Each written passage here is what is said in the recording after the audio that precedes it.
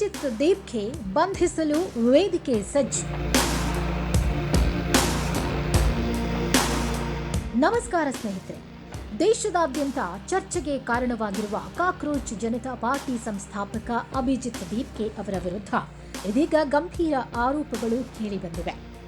ಸಾಮಾಜಿಕ ಮಾಧ್ಯಮ ಇನ್ಫ್ಲೂಯೆನ್ಸರ್ ಫೈಜಾನ್ ಅನ್ಸಾರಿ ಅವರು ದೆಹಲಿ ಪೊಲೀಸರಿಗೆ ಲಿಖಿತ ದೂರು ಸಲ್ಲಿಸಿ ಅಭಿಜಿತ್ ದೀಪ್ಗೆ ವಿರುದ್ಧ ಕಾನೂನು ಕ್ರಮ ಕೈಗೊಳ್ಳುವಂತೆ ಒತ್ತಾಯಿಸಿದ್ದಾರೆ. ಹಾಗಾದ್ರೆ ಈ ಪ್ರಕರಣದ ಹಿನ್ನೆಲೆ ಏನು? ಫೈಜಾನ್ ಅನ್ಸಾರಿ ಮಾಡಿರುವ ಆರೋಪಗಳಾದ್ರೂ ಏನು? ಅಭಿಜಿತ್ ದೀಪ್ಗೆಯವರ ಪ್ರತಿಕ್ರಿಯೆ ಏನು? ಈ ಎಲ್ಲ ಮಾಹಿತಿಯನ್ನ ಈ ವಿಡಿಯೋದಲ್ಲಿ ನೋಡೋಣ. ಫೈಜಾನ್ ಅನ್ಸಾರಿಯವರು ದೆಹಲಿ ಡಿಸಿಪಿ ಕಚೇರಿಗೆ ದೂರು ಸಲ್ಲಿಸಿದ್ದು, ಪುಣೆ ಮತ್ತು ಔರಂಗಾಬಾದ್ನಲ್ಲಿ ತಮ್ಮ ಮೇಲೆ ನಡೆದ ದಾಳಿಗಳ ಹಿಂದೆ ಅಭಿಜಿತ್ ದೀಪ್ಗೆಯವರ ಬೆಂಬಲಿಗರ ಕೈವಾಡವಿದೆ ಅಂತ ಆರೋಪಿಸಿದ್ದಾರೆ. ಈ ಘಟನೆಗಳಿಗೆ ಸಂಬಂಧಪಟ್ಟಂತೆ ಈಗಾಗಲೇ ಪ್ರಕರಣಗಳು ದಾಖಲಾಗಿವೆ ಅಂತ ಅವರು ತಿಳಿಸಿದ್ದಾರೆ.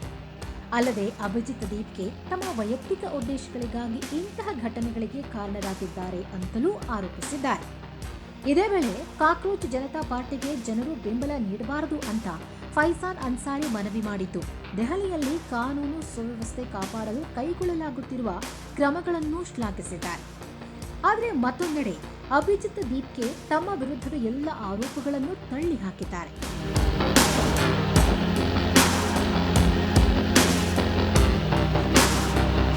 ತಮ್ಮ ಸಂಘಟನೆ ಯಾವುದೇ ರಾಜಕೀಯ ಪಕ್ಷವನ್ನ ಬೆಂಬಲಿಸುವುದಿಲ್ಲ ಅಥವಾ ವಿರೋಧಿಸುವುದೂ ಇಲ್ಲ ಅಂತ ಅವರು ಸ್ಪಷ್ಟಪಡಿಸಿದ್ದಾರೆ.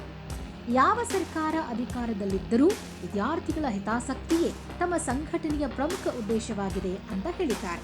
ಶಿಕ್ಷಣಕ್ಕೆ ಸಂಬಂಧಿಸಿದ ವಿಚಾರಗಳಲ್ಲಿ ಸರ್ಕಾರಗಳು ವಿದ್ಯಾರ್ಥಿಗಳ ಹಿತವನ್ನ ಮೊದಲ ಆದ್ಯತೆಯಾಗಿ ಪರಿಗಣಿಸಬೇಕು ಎಂಬುದು ತಮ್ಮ ನಿಲುವು ಎಂದು ಅಭಿಜಿತ್ ದೀಪ್ಗೆ ತಿಳಿಸಿದ್ದಾರೆ. ಸದ್ಯಕ್ಕೆ ಫೈಜಾನ್ ಅನ್ಸಾರಿಯವರಿಂದ ದೂರು ದಾಖಲಾಗಿದ್ದು, ಅಭಿಜಿತ್ ದೀಪ್ಗೆ ಆರೋಪಗಳನ್ನು ನಿರಾಕರಿಸಿದ್ದಾರೆ. ಈ ಪ್ರಕರಣದಲ್ಲಿ ಪೊಲೀಸರು ಇನ್ನೂ ಯಾವುದೇ ಅಂತಿಮ ಅಧಿಕೃತ ಘೋಷಣೆ ಮಾಡಿಲ್ಲ.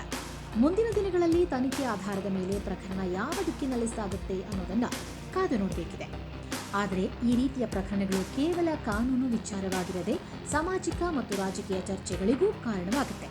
ಸಾರ್ವಜನಿಕ ಜೀವನದಲ್ಲಿರುವ ವ್ಯಕ್ತಿಗಳ ವಿರುದ್ಧ ಕ್ರಮ ಕೈಗೊಳ್ಳುವಾಗ ತನಿಖೆ, ಸಾಕ್ಷ್ಯ ಮತ್ತು ಕಾನೂನು ಪ್ರಕ್ರಿಯೆಗೆ ಮಹತ್ವವಿದೆ. ಪ್ರಜಾಪ್ರಭುತ್ವದಲ್ಲಿ ಆರೋಪಗಳಿಗೆ ಉತ್ತರ ತನಿಖೆಯ ಮೂಲಕ ಬರಬೇಕು. ಹಾಗೆಯೇ ಯಾವುದೇ ವ್ಯಕ್ತಿಯ ವಿರುದ್ಧದ ಆರೋಪಗಳು ಸಾಬೀತಾಗುವವರೆಗೆ ಅವುಗಳನ್ನು ಆರೋಪಗಳಾಗಿಯೇ ಪರಿಗಣಿಸಬೇಕು. ಈ ಪ್ರಕರಣದ ಬಗ್ಗೆ ನಿಮ್ಮ ಅಭಿಪ್ರಾಯವೇನು? ಕಾಮೆಂಟ್ನ ಮೂಲಕ ತಿಳಿಸಿ. ಇಂಥ ಇನ್ನಷ್ಟು ತಾಜಾ ಸುದ್ದಿಗಳು ಮತ್ತು ವಿಶ್ಲೇಷಣೆಗಳಿಗಾಗಿ ನಮ್ಮ ಚಾನೆಲ್ಗೆ ಸಬ್ಸ್ಕ್ರೈಬ್ ಮಾಡಿ, ವಿಡಿಯೋವನ್ನು ಲೈಕ್ ಮಾಡಿ ಮತ್ತು ನಿಮ್ಮ ಸ್ನೇಹಿತರೊಂದಿಗೆ ಶೇರ್ ಮಾಡಿ. ಧನ್ಯವಾದಗಳು.